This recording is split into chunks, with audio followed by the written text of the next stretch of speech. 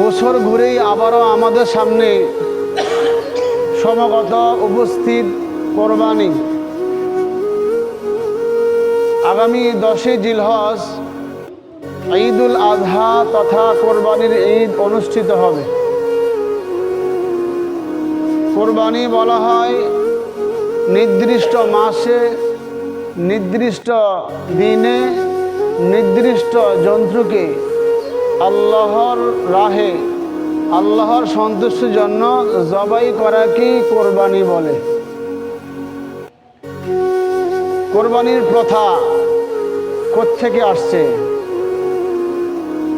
মানব জাতির আদি পিতা আদম আলাইহিস সালাতু ওয়াস সালামের 2 পুত্র কাবিল এবং হাবিলের মাধ্যমে এই কোরবানি শুরু হয়েছে। এই কোরবানির ইতিহাস, কোরবানির ঘটনা পৃথিবীর শুরু থেকেই